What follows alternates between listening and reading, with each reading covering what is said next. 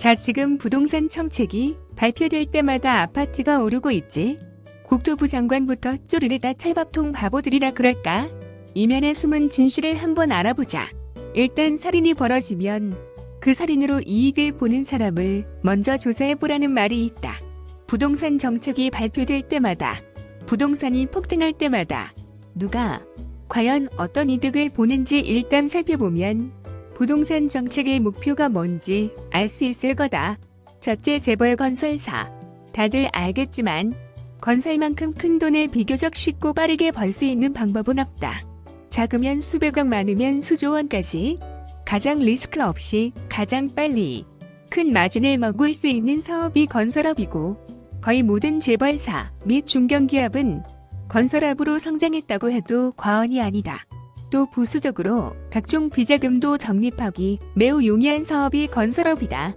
이들은 부동산이 계속 올라야 신규 분양, 재건축 막론하고 막대한 물량을 쏟아내면서도 높은 분양가로 2배 장사, 3배 장사하며 아파트를 팔아먹을 수 있다. 부동산 폭등의 가장 큰 수혜자가 대기업 건설사들이다. 둘째, 언론사. 다들 알겠지만 신문에 어떤 광고가 가장 많이 실리는 것 같나? 더 이상 긴 말은 않겠다. 셋째, 하청업체 및 중간브로커. 아파트 하나를 건설한다면 거기 조경, 샤시, 가구, 가전, 보안 등등 온갖 하청업체들이 줄줄이 다 들어온다. 또 얼마 전 시끄러웠던 아크팍 조합장 소송 다 봤을 거다. 아크팍 펜트하우스 하나 딱 펼차고 집 자랑하면서 성과급으로 몇백억 달라고 해서 법정 싸움이 난 아저씨. 그 아저씨가 이 아크팍 사업으로 몇십억을 챙겼는지, 몇백억을 챙겼는지, 몇천억을 챙겼는지 아무도 모른다.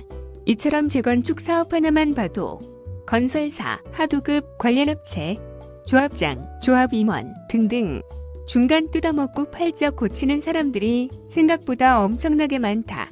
넷째, 집주인들. 강남 재건축 집주인들이야. 뭐 재건축하면 몇십억씩 기본으로 챙기는 거고, 그냥 불알뚝 쪽에 집 한 채만 가지고 있는 집주인들이라 해도 집값 오르면 일단 싫다는 사람 없다. 다 깔고 앉은 집값이 오른다 해서 당장 생기는 건 없지만 어찌되었건 5억에 산 집이 10억 간다면 괜히 배부르고 부자 된 것 같은 게 사람의 심리다. 다섯 번째, 정부. 정부는 집값이 오르면 좋을까 싫을까? 헷갈리지? 정부는 집값이 반드시 올라야만 사는 사람들이다. 역대 어느 정부를 막론하고 정부는 기득권들의 집합체이지 실제 서민들의 이익을 대변한 경우가 있었나? 정책을 결정하는 고위층일수록 위의 당사자 중 하나에 해당한다. 그러니 나의 이해와 반대되는 정책을 만들기란 쉽지 않다. 그리고 세금. 당연히 집값이 올라야 세금을 많이 걷는다. 곳간에서 인심난다고 15억짜리 아크팍이 30억이 돼야 야야 니 배 터진다. 팔 거면 국가에 한 10억은 내놓고, 아님 1년에 3, 4천씩이라도 종부세로 뱉어내라 해야지. 억울하네. 못 살겠네. 해도 돈을 내지. 집값이 내려가는데 뭔 세금을 내겠나. 집값은 계속 올라야 세수가 확보된다. 또 가장 정부가 신경 쓰는 경제 성장률. 역시 가장 쉽고 빠르게 성장률을 올리는 좋은 방법은 건설 경기 부양이다. 집값이 쭉쭉 하늘 높은 줄 모르고 올라가야 건설 경기가 부양돼서 여기저기 뚝딱뚝딱 짓기 시작하고, 그래야 고용이 늘고 타 산업들도 견인한다. 성장의 질적인 문제는 둘째치고 건설 경기만큼 경제 성장률을 올려줄 수 있는 뿅은 없다. 위와 같이 집값이 올라야 이익을 보는 사람들, 객체들은 엄청나게 많다. 결코 소수가 아니다. 그럼 집값을 넣어서 손해보는 사람들은 누굴까? 무주택 서민들이라 하는데 정부가 이 계층을 실망시키면 과연 정권을 빼앗길까? 이들의 입장에 서야 할 이유가 있을까? 일단 이들은 재벌들 같은 경제적 영향력도 없고 언론들도 이들의 목소리를 대변하지 않고 정부 역시 이들의 입장을 정책에 적극 고려해서 이문이 남을 게 없다. 한마디로 힘없는 소리 없는 아우성이다. 표를 뺏기지 않냐고. 흔히 그렇게 생각하지만 실제로 그렇지는 않다. 역으로 한번 생각해보면 쉽게 이해될 수 있는데, 서초 강남 송파 강남 3구는 선거마다 항상 보수 정권이 이긴다. 그럼 어찌 보면 선거 때 이 강남 3구는 항상 낙동강 오리알이다.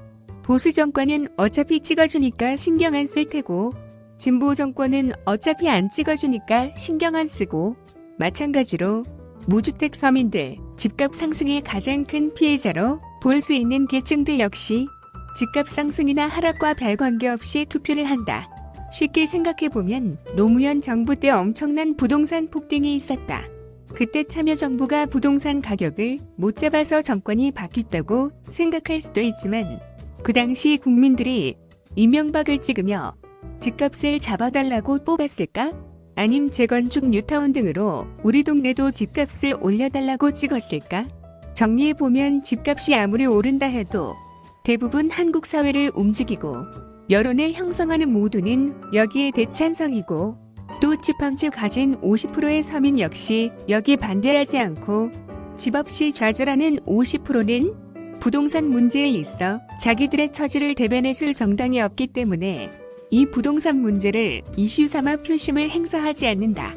정리하면 지금까지 그리고 지금도 향후 앞으로도 어떤 정부도 집값을 안정화시키고 하락시키고자 하는 정부는 나올 리가 없으니 다들 정부 정책이나 말 믿지 말고 경기와 부동산 사이클을 면밀히 보면서 투자를 결정하는 게 현명하다고 본다.